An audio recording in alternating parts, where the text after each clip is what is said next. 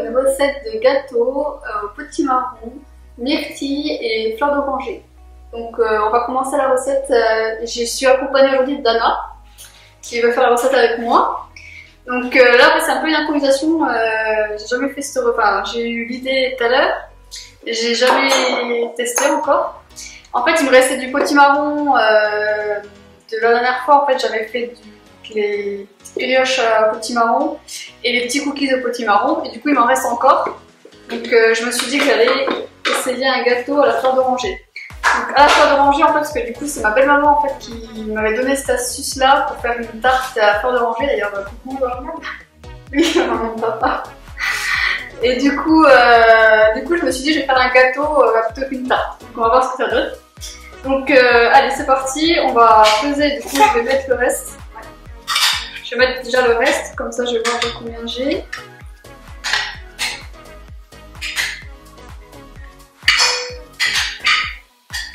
Attends, je vais t'aider.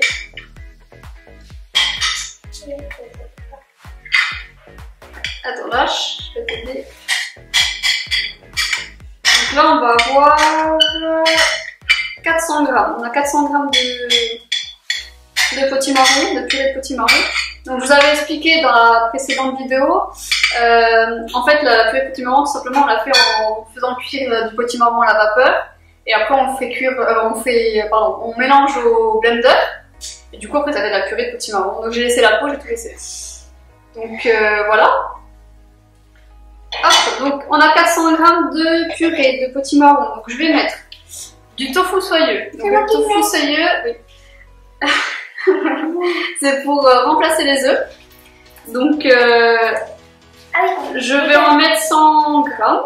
Comment tu mets? Ah non, parce qu'il y en a, il faut que je mette vraiment pile poil. S'il te plaît. Donc hop, voilà, on a mis le tofu soyeux. Donc ça je vais remettre au frigo. Donc là j'ai mis 100 grammes. Tofu soyeux.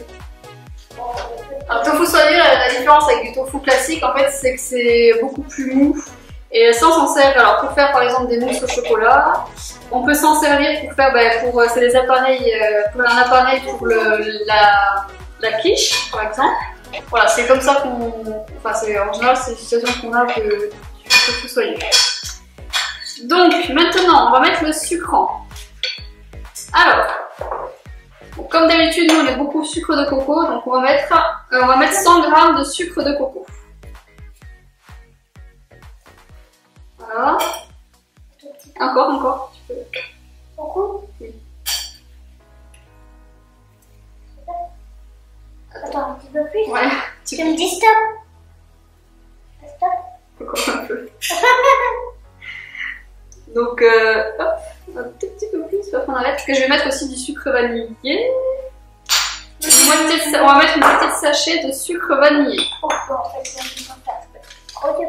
C'est trop dur? Oh. Il faut pas tout mettre en fait. Attends, je peux essayer? Ouais. Voilà. Donc comme ça on va pouvoir faire un gâteau. C'est bien là. Voilà. Et on va mettre, alors, en source de gras, j'ai décidé de mettre de la crème de noisette et de l'huile d'olive. Donc on va faire moitié-moitié. Donc c'est l'improvisation totale, hein. Donc on va voir ce que ça donne. Tu as de la glace? Oui.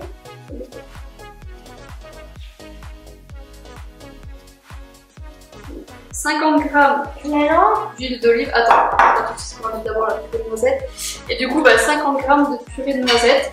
Donc, alors si vous voulez pas mettre de purée de noisette, vous voulez mettre juste de l'huile par exemple. Donc vous pouvez mettre 100 g d'huile d'olive ou même 100 g de margarine, voilà, végétale. Ou sinon, si vous voulez pas de la purée de noisette, vous avez que de la purée d'amande chez vous, vous mettez la purée d'amande. Simplement. Attends, on va mettre un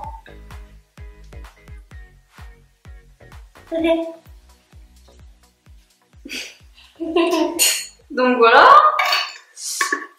Les myrtilles, ça sera pour mettre à la fin. Allez, je vais mettre un tout petit peu une toute petite pincée de sel. Moi, je peux faire. Une petite pincée. Voilà. Et puis du coup, on va mélanger ça. Alors tu peux mélanger, Anna. Ah non, j'ai oublié l'ingrédient essentiel. La fleur d'oranger. le but. Je mélange, puis tu fais. Ouais, je vais en mettre. Donc je vais mettre l'équivalent de 2 cuillères à soupe. Voilà, pour que ces cannes de fleur d'oranger. Alors si vous n'aimez pas la fleur d'oranger, à la place vous pouvez mettre de la cannelle en poudre. Vous pouvez ne rien mettre et mettre par exemple pour donner plus de goût des pépites de chocolat ou même comme nous juste des petits. Est-ce que tu m'as mis dans la bouche ça? Oui, ça c'est quand même. Ça j'ai pas aimé. Pour le manger. Parce que dans mon espoir on avait donné. Donc voilà, ça fait un J'ai petit. sorti, t'as fait piou. J'en avais partout dans la bouche et du coup j'ai pu et après. Donc voilà, on a tout mis. Maintenant il manque plus que la. Parce que j'ai ressenti le goût. La farine, qu'après on verra si pour rajouter un petit peu de lait. Bien le goût. Moi j'ai senti La farine, alors je mets de la farine d'épeautre complète, type 150. Alors non, tu vas pas prendre comme ça, hein, parce que sinon on va avoir un petit problème. Voilà. Donc voilà, on va prendre la farine, à peu près 250 grammes. Donc vous inquiétez pas, comme d'habitude, on vous met tout en barre de description au niveau des ingrédients avec les quantités utilisées. Un petit peu.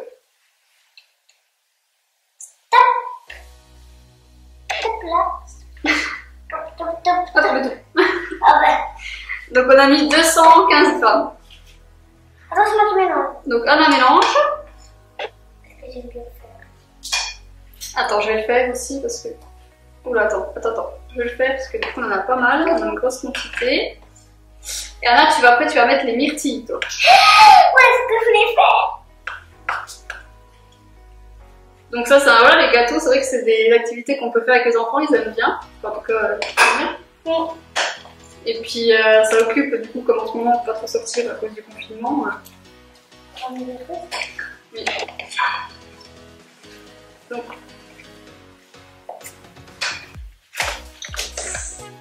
Donc on a une belle couleur orange, comme d'habitude. Oh, wow. Voilà, donc on va mettre les myrtilles. Donc là j'ai pesé, c'est 100 grammes de myrtilles. Alors c'est des myrtilles surgelées que j'ai fait un petit peu décongeler avant.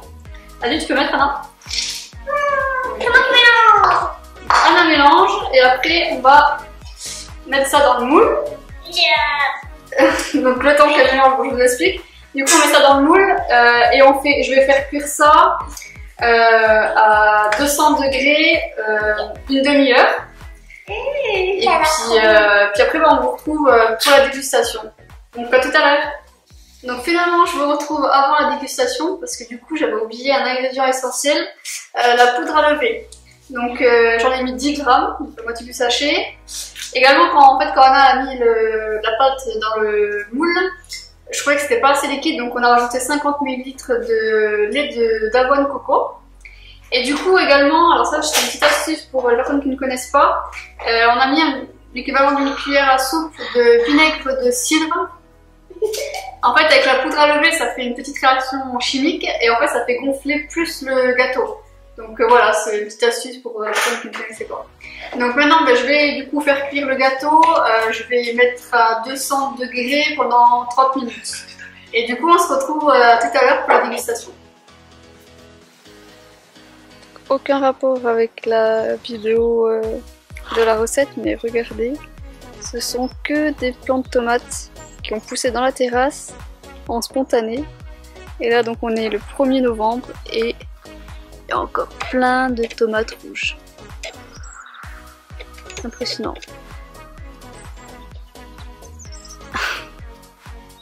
Donc voilà, on se retrouve pour la dégustation. Donc voilà le gâteau. Il a cuit un peu plus longtemps que prévu. Du coup, je l'ai mis 10 minutes de plus. Donc en gros, vous le mettez 45 minutes à 200 degrés. Donc voilà, on a servi ça avec un petit matcha que Laurent a fait. Donc je vais goûter.